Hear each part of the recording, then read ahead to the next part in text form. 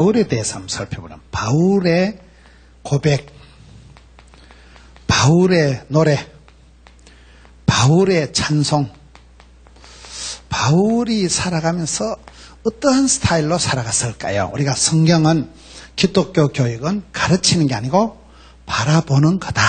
성경의 좋은 믿음의 선배를 바라보면 바라봄의 법칙이라고 왕대밭에 왕대나고 쫄대밭에 쫄대나고 의사집에 의사 나오고 도둑놈 집에 도둑놈 나오고 본대로 들은 대로 되기 때문에 내리사랑 올리효도이기 때문에 우리가 좋은 권사님을 좋은 집사님을 바라보면 우리가 닮아가고 본때가 생기는 거예요. 신약 성경의 가장 위대한 사람 우리가 사도 바울로 보거든요. 이 사도 바울이 오늘 성경 빌립보서에 가서 독특한 고백을 하는 거예요. 사도 바울이 빌립보서에서 여러분 우리가 빌립보서는 옥중서신이라고 하는 거예요. 감옥에 있으면서도 바울이 오늘 성경에 보면 나와 같이 기뻐해라. 나는 자족하기를 배웠노라. 일체의 비결을 배웠노라. 내게 능력 주시나 내가 모든 것을 할 수 있느니라. 굉장한 고백을 하는 거예요. 오늘 본문 말씀이 대충 나올 수 있는 얘기가 아니에요. 어떤 사람이 나와 같이 기뻐해라. 감옥에 갇혀있는 주제에 남자가 제일 가기 싫은 게 감옥인데 감옥 갇혀서 나와 같이 기뻐해라. I am happy. 그렇게 얘기할 사람이 누가 있냐 이 말이에요. 근데 바울이 왜 그런 고백을 바울의 그런 노래를 하느냐. 사도 바울을 우리가 보면서 사도 바울은 삶의 존재 이유가 분명하고 사도 바울을 전체적으로 볼 때 가장 대표적인 단어가 자유예요. 죄에서 자유를 얻게 하면 죄에서 자유함을 얻고 사방으로 우겨 싸도 쌓일 수 없는 갇힐 수 없는 또대리 패도 안 되고 감옥에 가두어도 안 되고 세상이 감당할 수 없었던 자유를 만끽하며 살은 사람이 바울이에요. 바울의 생애를 대표적으로 단어 하나를 뽑으라 하면 자유라고 그래요. 모든 눌린 데서 갇힌 데서 병든 데서 어떤 것에서부터 자유를 만끽하며 사는 사람이 바울이고 그리고 바울이 여유만만하게 세 가지 유가 있다. 이유, 자유, 여유가 있었던 사람. 사람은 스펙이 중요하잖아요. 바울이 뭐예요? 나는 바리새인 중에 바리새인이요 로마 시민권이 있고 가말리엘 문화생이고 그 시대의 최고의 학벌을 문벌을 족보를 가지고 있었던 사람이 사도 바울이에요. 그런 사도 바울이 이 위대한 사도 바울이 자기의 그 스펙을 배설물처럼 여긴다잖아요. 배설물처럼 여기고 오히려 오늘 성경 말씀에 보면 사도 바울이 살아간 독특한 스타일이 나오는 거예요. 독특한 분위기가 독특한 스타일이 나오는 거예요. 그리고 그것이 결국은 나중에 가서 기록을 남겨놨잖아요. 여러분 사도 바울이 위대한 것은 많은 신약 성경에 편지를 남겼다는 거예요. 칼보다 펜이 중요하다 이런 말이 있어요. 칼이 여러분 힘이 센 것 같지만 글로 적어놓은 것이 오래가고 사도 바울이 기록해놓은 이 신약 성경의 편지들을 통해서 우리가 역사를 교회의 모습을 보게 된다 이 말이에요. 호랑이는 죽어서 가죽을 남기고 사람은 죽어서 이름을 남기고 크리스찬은 죽어서 간정거리, 스토리, 이야기거리를 남긴다. 그래서 우리가 살아갈 때 어떤 자격을 갖추는 것보다도 요즘 청년들은 자격증 딸라고 난리지만은 자격증이 있다고 스펙을 쌓았다고 진화, 적응력이 갖춰지는 건 아니에요. 학교 가면 왕따 당하고 회사 가면 사표 던져버리고 결혼하면 이혼하고 지금은 우리가 부적응적인 사회 부적응적인 사람들이 많이 나오는데 스펙보다 중요한 거는 그 사람만의 독특한 스타일이 있어야 되는 거예요. 마가렛 대처가 얘기하는 말이 있더라고요. 생각을 조심해라. 생각을 주의해라. 생각, 발상, 착상, 구상, 상상 여기서부터 모든 게 시작되는 거예요. 상상력이죠. 발상을, 착상을, 구상을, 상상의 나래를 펴면 생각을 조심하면 생각은 반드시 말이 되어서 툭 튀어나오는 거예요. 말을 조심해라. 말이 씨가 된다. 말은 반드시 행동이 된다는 거예요. 행동을 조심해라. 행동이 계속 흘러가면 뭐가 될까요? 습관이 되지. 습관을 조심해라. 습관은 반드시 그 사람의 성질을, 성품을 만들게 되고 성품이 결국은 그 사람의 운명을, 팔자를 결판내게 된다는 거이죠. 여기에 이렇게 생각에서부터 시작이 되는데 여러분 우리가 어떤 스펙을, 자격증을 따는 것도 중요하지만은 그것보다는 자기만의 독특한 이기는 사람의 습관, 성공하는 사람들의 특징, 멋쟁이 되었던 그 사람만의 독특한 삶의 라이프 스타일이 있는 거예요. 생활 습관이 있는 거예요. 그렇잖아요. 이 부분이 세월이 지나가면서 그 사람이 아름다운 간증거리를 하는 거예요. 참 그 근사님 멋있다. 참 그 집사님 아름답다는.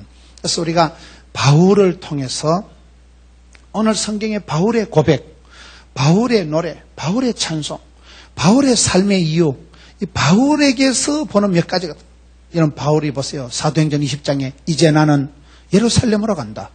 환난과 핍박이 기다려도 내는 간다. 못 먹어도 고다. 누가 막으려 누가 끊으려. 사도 바울이 살아가는 그 고백을 보면 사도 바울은 분명한 삶의 존재 이유가 있는 사람, 삶의 목적이 선명한 사람이고, 다니엘이 선명한 뜻을 정하고, 요셉이가 생생한 꿈을 꾸고, 바울이가 로마도 보아야 되리라. 그런 원대한 계획이 비전이 있기 때문에 내가 꿈을 꾸면 꿈이 그 사람을 질질 끌고 가듯이 바울에겐 삶의 분명한 존재 이유가 있었다. 이방의 사도로서 땅끝까지 복음을 들고 로마도 보아야 되리라는 그런 이유가 있었던 사람이고, 그리고 그의 생애를 관통하면서 흘러가는 것은 아무리 두드리 패고 가두고 해도 갖출 수 없는, 이거는 사방으로 우겨 싸도 쌓이지를 않는다니까요. 누가 나를 하나님의 그 사랑에서 끊으리요 막으리요. 칼이나 기근이나 아무것도 바울을 묶을 수 없는, 가둘 수 없는, 죽일 수 없는 굉장한 그런 자유를 만끽한 사람이 바울이라면, 그리고 그 삶의 여유가 보면 만만한 거예요. 언제 바울이 감옥에 있으면서 변호사 센 사람 하나 돼가지고 내를 좀 석방시키고 연판장 좀 교회에서 돌려가지고 도장 좀 찍어가지고 돈 좀 걷어가지고 피자 한 판 사들 넣고 호떡 좀 사보내고 그런 게 성경에 있어요 없어요? 아무 그런 자기 자신의 걸려서 아무것도 없어요. 처자식이 있어요. 무슨 꼽을 쳐놓은 아파트가 있어요. 저금 통장이 있어요. 무슨 저축을 해놨어요. 아무것도 없는데도 나는 모든 것을 가졌노라. 일체의 비결을 배웠노라. 자족하기를 배웠노라. 거의 헛소리 하다시피 어디서 이런 배짱이, 여유가 어디서 이런 게 나오냐 이 말이에요. 저는 이 바울의 오늘 빌립보서 고백을 보면서 이 바울의 노래, 바울의 고백은 오늘 본문의 말씀은 이게 옥중서신이에요. 옥중서신. 여러분 감옥에서 기록한 편지인데, 여러분 감옥에 들어가는 걸 누가 좋아하겠어요? 감옥에 갇혀있는 주제에 오늘 성경에 보면 특별히 4가지가 나옵니다. 4가지. 감옥에 갇혀서 나는 크게 기뻐한다는, 큰 기쁨이 있다는, 그냥 쪼잔한 기쁨이 아니고 째째한 마음이 아니고 큰 기쁨이 있다는 거예요. 크게 기뻐한다는. 이거 쉬운 거 아닙니다. 여러분 사람이 기가 뿜어져 나오는 걸 기쁨이라 그래요. 공짜로 먹는 기를 공기라 그래요. 먹으면 기가 높아지는 걸 고기라 그래요. 생선 중에도 기를 도와주는 걸 족이라고 했어요. 도울 조자를 써서. 사람은 기가 살아야 되지 기가 막히면 죽어요. 기가 살아야 되는 거예요. 기분이 좋아, 기분이 좋아. 사람이 기가 살아야 되는데, 사도 바울은 지금 감옥에 갇혀있는 주제에 내가 큰 기쁨이 있다. 항상 기뻐해라. 이거 쉬운 얘기가 아니라니까요. 여러분 속에 기쁨이가 샘솟듯 하는 사람이 있고, 앉으면 그저 눈만 감으면 걱정이 태산이고, 입만 벌리면 한숨이 땅이 꺼지라고 나고, 이놈의 세상, 망할 놈의 세상, 썩을 놈의 세상, 못 살겠다, 안 되겠지, 사람 불러야 되겠지, 이런 사람이 있다 이 말이에요. 근데 이 바울은 감옥에 갇혀있는 주제에 큰 기쁨이 있었다. 이게 빌립보서 4장 10절 얘기예요. 두 번째는 뭐가 있었을까요? 자족하기를 배웠다. 자족. 내가 어떤 형편이든지 자족하기를 배웠다. 여러분 자족한다. 스스로 만족하는 거 이거 어렵습니다. 누가 스스로 만족하면서 살아가겠어요? 사람 욕심이 한도 끝도 없는데 바울은 자족하기를 배웠노라. 이게 빌립보서 4장 11절 말씀이에요. 세 번째, 일체의 비결을 배웠노라. 이게 빌립보서 4장 12절 말씀이에요. 네 번째 뭐가 나올까요? 빌사일삼. 내게 능력 주신 자로 내가 모든 것을 할 수 있다. 내가 모든 것을 할 수 있다. 이게 빌립보서 빌사 1:3 4장 13절 말씀이에요. 이 네 가지가 이게 쉬운 게 아니잖아요. 여러분 기분이 어떻습니까? 사람이 살아가다 보면 희노애락이 교차가 되고 금방 할렐루야 했다 금방 쓸렐루야가 되다가 아침에는 기분이 삼삼했다가 저녁에는 거시기 하다가 기분의 감정의 기복이 심한 그걸 조울증이라는 거예요. 금방 할렐루야 금방 쓸렐루야. 우리가 감정의 기복이 심하고 내 마음을 나도 모르고 감정이 여러분 변덕이 죽을 듯하는 게 사람 인생인데 바울이 감옥에 갇혀있는 주제에 감옥에서 좀 편지를 쓰면서 내 속에 큰 기쁨이 있다. 이거는 여러분 그냥 뭐 정신없어서 하는 기쁨이 아닙니다. 여러분 데살로니가 전서 5장 18절에 뭐라 그래요? 항상 기뻐하라. 사람이 쓰리뻐가 있어야 된다고. 기뻐, 바쁘, 예뻐를 쓰리뻐라 그래요. 항상 기뻐하라. 여러분 즐겁게 일하는 게 얼마나 중요해요. 즐겁게 신나게 즐겁게 일하는 사람은 천재도 못 이긴다는. 항상 기뻐했던 사람이 바울이에요. 이거 어렵습니다. 여러분 항상 실실 웃고 다녀보세요. 정신없는 사람인 줄 알지. 제가 실성했냐 혼이 빠졌냐. 항상 웃을 일이 없는데도 바울은 감옥에 있으나 감옥 밖에 있으나 어디 가든지 항상 기뻐하고 큰 기쁨이 그에게 있었다는 거예요. 이거는 무슨 심리학적으로 조금 뭐 기쁜 채 하고 무슨 적극적인 사고방식을 하라는 그런 얘기가 아닙니다. 체질적인 그만의 독특한 스타일이에요. 그만의 독특한 그 습관이 있는 습관이. 하나님의 사람들이 여러분 욥기서 1장 6절을 한번 보면 욥이라는 사람이 고백을 보면 비슷한 얘기가 나와요. 욥기서 한번 갔다 오겠습니다. 구약 성경 욥기서에 가보면 욥이라는 사람이 욥기서 초반부 1장 5절 욥이 자기 아이들 생일 잔치가 지나고 나면 꼭 하는 일이 있습니다. 욥기서 1장 5절 그들이 차례대로 잔치를 끝내면 욥이 그들을 불러다가 성결하게 하되 아침에 일어나서 그들의 명수대로 번제를 드려서 이는 욥이 말하기를 혹시나 빵신아 내 아들들이 죄를 범하여 마음으로 하나님을 욕되게 했을까 함이라. 욥의 행위가 어땠어요? 항상 이러하였더라. 여기 항상이라는 단어를 여러분들이 주목을 하셔야 돼요. 여러분 욥이라는 사람이 살아갈 때 자식 농사를 어떻게 했어요? 욥이 항상 욥은 그래. 항상 사람이 항상성이 있어야 돼요. 이게 약간 체질이 되고 스타일이 되고 습관이 됐다 이 말이에요. 욥은 아들들이 생일 잔치가 끝나고 나면 잔치 기본에라도 아이들이 혹시나 빵시나 입술로 마음으로 하나님께 죄를 지었을까 싶어서 아이들 이름을 불러가면서 아침마다 번제를 예배를 드렸다 그 말이에요. 그렇게 자녀를 키웠기 때문에 여러분 욥이라는 사람이 시험이 들었을 때 큰 가정에 문제가 들이닥쳤을 때 감당이 되는 감당이. 준비돼서 예보되어서 기도를 미리 예측을 기도를 미리 저금을 해놨기 때문에 거기에 시편에 가서는 은택을 잊지 마라. 은택이 뭐예요? 하나님의 은혜가 내려와 저수지를 못을 이룬 걸 은택이라고. 여러분 어떨 때는 개떡같이 살아도 잘 될 때가 있고요. 정신을 반딱 차리도 안 될 때가 있어요. 왜 그런지 아세요?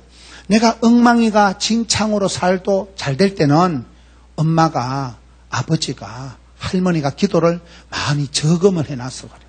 근데 어떨 때는 내가 정신을 바짝 차리고 금식을 해도 안 될 때는 기도가 쪽박을 차가지고 기도가 저장된 게 한 개도 없어 잔고가 떨어져서 그런 거예요. 그래서 은택을 잊지 마라. 여러분 할머니의 눈물이 어머니의 기도가 쌓여 있으면 이 은택이 있으면 그 아이들이 꽃감 빼먹듯이 그 은혜를 빼먹고 살아간다니까요. 여기에 바울이라는 사람은 그저 뭐 억지로 웃어가면서 얼굴에 미소를 해가면서 미인 대칭이라고 들어보셨어요? 얼굴에는 미소가, 만남에는 인사가, 인사 속에는 대화가, 대화 속에는 칭찬을 미인 대칭이라 그래요. 미인은 김태희처럼 얼굴이 반듯하게 생긴 걸 말하는 게 아니고 웃는 나체에 침을 못 뱉잖아요. 스마일, 미소가 중요해요. 미소 코리아. 여러분 얼굴이 웃으면 복이 오는데 얼굴이 중요한 얼굴이요. 얼굴이 전도지고 얼굴이 이력서다 이런 말 있잖아요. 이력서 전도지 신경 좀 씁시다. 새벽기도 나올 때 달걀 귀신같이 해서 나오지 말고 얼굴에는 미소가, 만나면은 인사가, 이런 사람이 인사 잘하는 사람 다 좋아하는 거. 꼬박꼬박 예의 범절이 깍듯하고 인사 잘하는 사람 다 이뻐하지요. 대화가 뭐냐? 대놓고 화내는 걸 대화라는 게 아니고 말이 통해야 행복하지, 피가 통해야 건강하지. 말이 통해야 말이. 따라합시다. 사역의 절반은 대화이다. 오늘 이 시대가 쌍둥이가 대화 차이가 안 되고 쌍둥이가 여러분 세대 차이가 나타나고 노숙자가 과로사 한다 이러잖아요. 바빠 지금은. 같은 몸을 같은 피를 나눈 형제들도 말이 안 통한다니까요. 말이 통해야 당체 말귀를 알아들어야 되지. 눈치가 통해야 되지.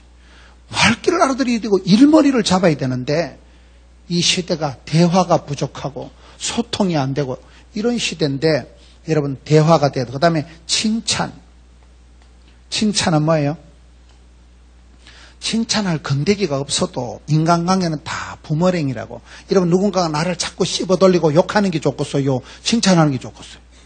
누군가가 나를 자꾸 뒤에서 비난하고 해코지하고 욕을 하고 궁시렁거리면 낱말은 지가 듣고 반말은 새가 듣고 뭐가 이상하다.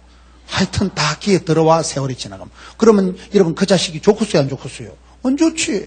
어디 가서 나를 칭찬해주고 나를 좋게 해준 사람이 좋지. 누군가를 미워하는 거는 지약은 내가 먹고 죽기는 저 자식이 죽기를 바라는 게 미워하는 거래. 다시. 지약은 내가 먹고 죽기는 저놈이 죽기를 바라는 게 미워하는 거래. 바보요? 안 바보요? 바보요. 그러니까 남을 내가 미워하고 일 한다는 거는 상당히 그게 정서상으로 자해적인 행위가 돼요. 속상하고 열받고 혈압 올라가고 그래 되는 거예요. 그래서 사랑을 하면은 어떻게 됐고?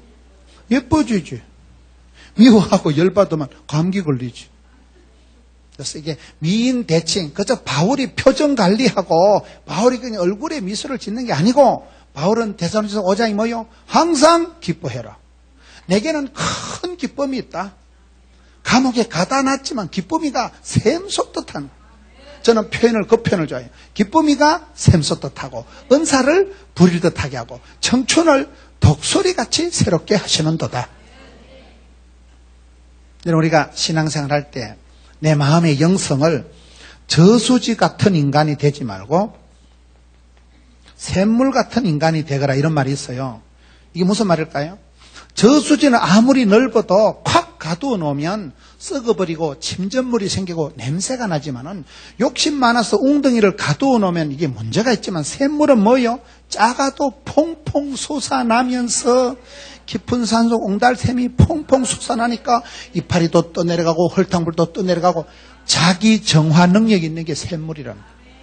여러분 그렇습니다. 우리가 살다 보면 실수도 하고 실패도 하고 엄벙덤벙 철없던 시절 살아가지만은 하나님께서 우리에게 이사야 58장 11절에 뭐요? 물된 동산같이 물이 끊어지지 않은 샘 같은 복을 주신다. 그러면 샘머리가 퐁퐁 솟아나면서 자기 정화 능력을 갖추면서 흘러가면서 산천초목을 푸르게 하니까. 샘물은 작아도 자정 능력, 흘러가면서 흐르는 물은 썩지가 않는다. 구르는 돌은 이끼가 끼지 않는다. 많은 산천초목을 푸르게 유익하게 하는 게 샘물이라면 저수지는 욕심만 잔뜩 많아서 콱 틀어박아 놓으면 뻥이야. 냄새가 나지, 썩어버리지. 하나님이 우리의 기쁨을 샘솟게 하신다. 바울은 감옥에 갇혀 있으면서도 내게 큰 기쁨이 있다. 항상 기뻐해라. 이게 명령이에요, 명령.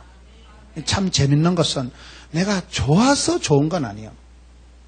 내가 기뻐하면, 여러분 다윗의 고백을 보면 다윗이라는 사람이 시편 51편에 보면 다윗이 범죄했을 때 하는 기도가 따라합시다. 구원의 즐거움을 회복시켜 주세요.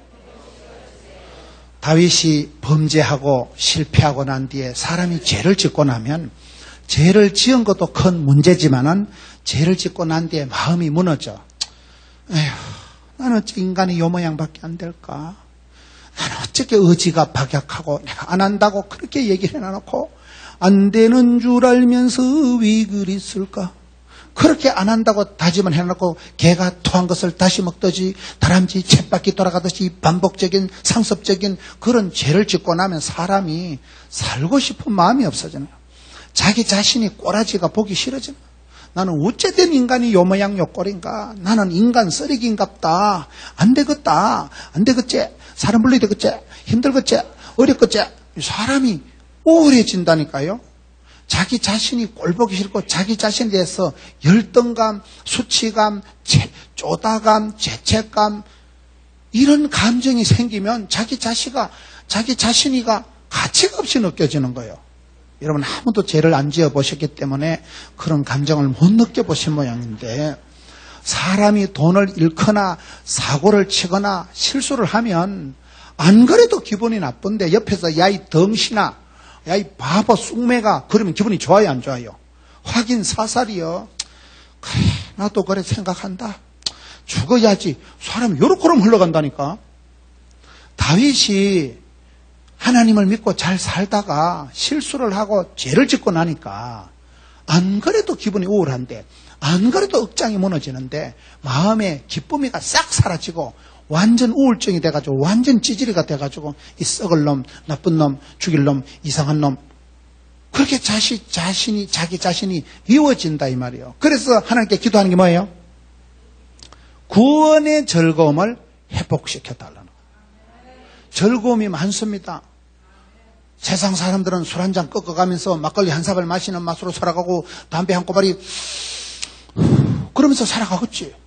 사람들이 야 니는 교회 다니면서 술도 안 마시고 담배도 한 꼬발이 못하고 무슨 낙으로 살아가노 이런 사람들이 있어요. 우리는 기쁨도 가지가지요. 유행 따라 사는 것도 제멋이지만 각자 지 나름대로 기쁨이 있는데 기쁨 중에 가장 좋은 기쁨은 구원의 즐거움이라는 거예요. 왜 그렇습니까? 사람이 마지막은 죽느냐 사느냐 그게 중요한 거예요. 여러분 마지막은 지옥에 떨어지느냐 천국 가느냐 그게 중요한 거 아니에요? 우리가 하나님을 믿으면 영접하는 자는 하나님의 자녀가 되는 권세를 주시기 때문에 구원의 즐거움이 가장 여러분 신분이가 소속계가 가장 여러분 해외여행을 해보시면 비자에 여권에 그 보고 여러분 이 사람이 어느 나라에 소속이냐 여러분 여권이 없이 비행기를 탈 수 있어요 없어요? 못타요. 해외 나갈 때 여건이 없으면 출입국이 안 됩니다. 거기에 비자의 여건에 닿는 이 사람은 대한민국 국민이다. 거기에 있으면 그 여건이 내 신분을 보장하기 때문에 여러분 천국 입구에 갔을 때 나는 구원열차 올라타고서 구원열차 성차권이 있는 사람은 통과 패스 성차권이 없는 사람은 빠꾸 여러분 윷놀이 하다 백도나 똥통 빠지면 좋고서 안 놓고서 윷놀이 알아요? 윷놀이를 하다 보면 똥통이라는 게 있어. 백도라는 거 있어요. 잘 나갔다 뭐하고 유타고 그러고 한 살이 치고 나는 게 낫겠어요. 맨 마지막에 가서 똥통 퐁당 빠지는 게 낫겠어요. 똥통 빠지면 완전 새로 해야 됩니다. 또나 개나 하다가요 백도 걸려가지고 나중에 가서 죽어 그러면 윷놀이를 여러분들은 다 말씀과 기도에만 전념하고 윷놀이에 대한 얘기를 말귀를 못 알아들으시는데 그까이 그 윷놀이 할 때 똥통에 빠지듯이 백도가 걸리면 황당하듯이 당황되시죠? 당황되시듯이 우리가 신앙생활에서 여러분 마지막은 구원받느냐 구원받지 못받느냐 이게 지옥 갈 거냐 천당 갈 거냐 그게 중요한데 다윗이 하나님을 믿고 난 뒤에 구원의 즐거움이 있는데 죄를 짓고 나니까 죄책감에 눌려가지고 억장이 무너지고 자기 자신이 꼴보기 싫어지고 자기 자신의 의지가 나는 도대체 어째 새끼먹은 인간이 요 모양 요 꼴인가 그러면서 구원의 기쁨이 즐거움이 다 사라지고 마음이 우울증이 와가지고 패배감, 죄책감, 절망감, 쪼다감, 덩신감, 열등감이 쌓여가지고 그렇게 우울해졌을 때 하나님 성신을 내게서 거두지 마옵시고 구원의 즐거움을 회복시켜 주옵소서. 그래서 우리가 살아갈 때 뭐든지 잘하는 사람은 좋아하고 재밌어하고 신바람 나고 좋아 이렇게 즐겁게 신바람 나게 재밌게 일하는 사람은 천재도 못 이기는 거예요. 지가 좋아서 하는 게 그게 장땡이에요. 계란도 지가 깨고 나오는 건 병아리고 남이 깨는 건 후라이라는 말이 있어요. 후라이 같은 인생을 살지 말고 병아리 같은 인생을 살아야 된다니까. 이러면 바울이가 지금 감옥에 갇혀있는 주제에 감옥에서 편지할 때 나는 항상 기뻐한다. 내 속에는 큰 기쁨이 있다. 기쁨이가 그냥 작은 게 아니고 샘솟듯이 퐁퐁 솟아나는 이 기쁨. 주님 주신 것 할 때 여러분 기쁜데 기가 막 뿜어져 나오는데 그럼 그 사람은 생기발랄하고 그 사람 뭐든지 잘 감당하는 것이죠. 즐거운데 기분 좋은데 기쁨을 하는데 누가 막 오겠어요? 보통 사람 여러분은 지금 어떠십니까? 여러분 지금 마음의 컨디션이 약간 우울 모드여 기쁨이 충만한 상태예요. 안 들어도 오디오고 안 봐도 비디오지. 얼굴이 보면 떨떠름해서 강아지 똥 씹은 같이 해가지고 지금 약간 송아지 성님 쳐다보듯이 지금 그런 분들이 많은 거예요. 얼굴을 속일 수가 없는 거예요. 원래 사랑하고 방구하고 재채기는 못 속인다는 거예요. 여러분 여학생이 애인이 생기고 여학생이 사랑하는 애인이 생기면 얼굴이 뽀사시해지고 거울 앞에 민경 앞에서 자꾸 이래 하는 거는 지금 애인이 생겼다 그 말이에요. 사랑을 하면은 이뻐진다니까. 제가 요즘 왜 이럴까? 애인 생겼다니까.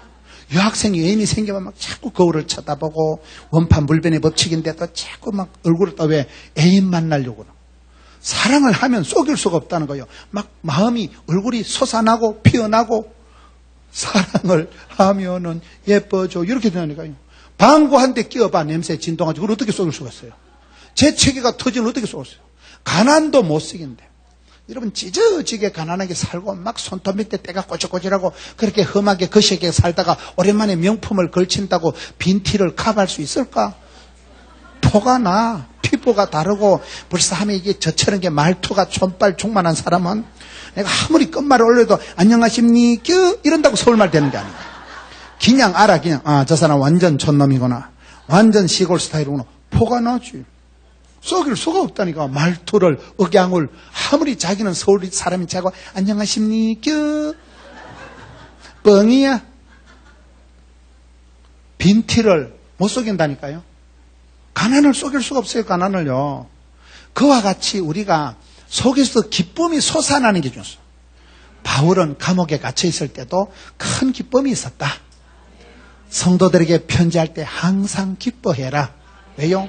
다윗도 살다가 큰 실패를 했을 때 하나님 앞에 기도하기를 하나님 구원의 즐거움을 회복시켜 주시고 힐링시켜 주시고 테라피 치유를 해 주셨어. 다시금 신바람 나게 다시금 하나님의 자녀된 기쁨을 천국의 백성된 천국의 시민권자로서의 그러한 구원의 즐거움을 만끽하길 바라는 거예요. 그렇잖아요. 성도들에게 있어서 가장 중요한 단어는 기쁨이라 그래요.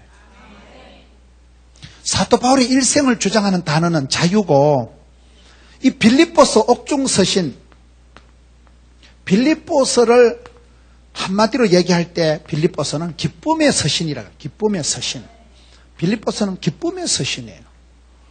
보통 사람들은 스펙을 쌓아서 아파트 평수가 넓어서 자동차가 좋아서 애들이 잘 자라서 돈이 많아서 거기서 기쁨의 조건을 찾지만은 바울은 환경, 소유, 조건 아무 상관없이 속에서부터 샘솟듯 기쁨이 뿜어져 나오니까 감옥에 갇혀 있어도 그렇게 기쁜데 오늘 저와 여러분이 어떤 컨디션이 있든지 상황, 배경, 환경에 상관없는 샘솟듯 기쁨의 소유자.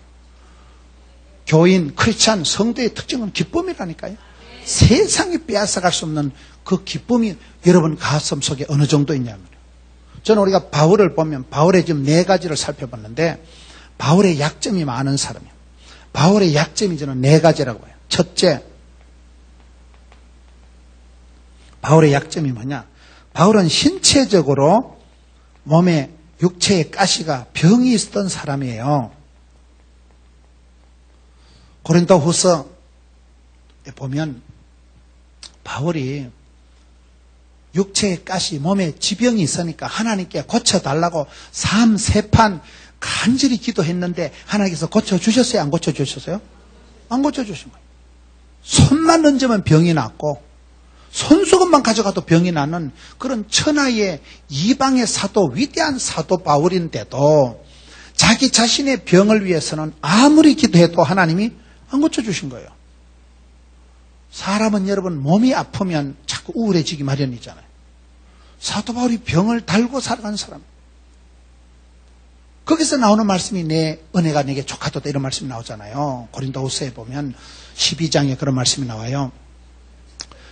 사도 바울이 안질이 안 좋아서 시력이 안 좋아서 글도 못 쓰고 더디오라는 아저씨가 더디게 대피를 해준 거예요.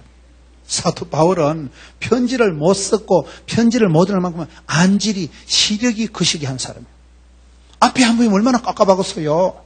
그런데도 바울이 그렇게 시력이 약했는데도 수많은 편지를 남겨서 오늘 우리에게 사도행전의 그런 신약 성경의 초대교회의 역사들을 그대로 보여준다 이 말이에요.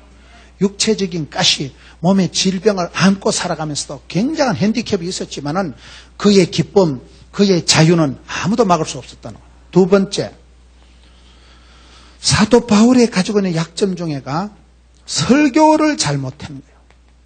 여러분, 사역자가, 목회자가 설교를 못하면 고린도 후서 11장의 6절에 보면 바울은 지식은 아주 뛰어났지만은 말이 약한 사람, 말이 부족한 사람이에요.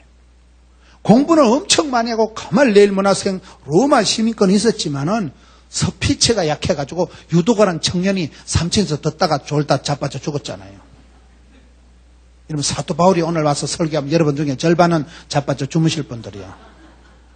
바울은 스피치가 말 솜씨가 없었어요.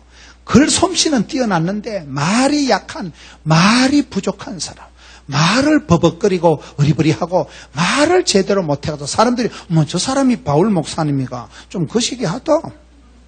사람들이 볼 때 육체적인 모습을 보고 깜짝깜짝 놀랄 정도로 외모가 거시기 한 분이 바울이었어요. 말귀를 잘 못 알아들으시는데 여러분 성지순례 에베소 같은 데 가보면 바울이 그 그림이 있더라고요.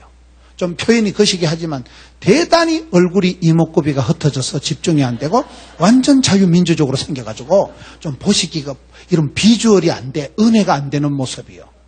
바울은 자기 그런 부분에 대해서 설교를 못한 사람이요. 셋째, 사도 바울의 약점 중에는 사도 바울이 결혼을 안 했다는 사실이에요.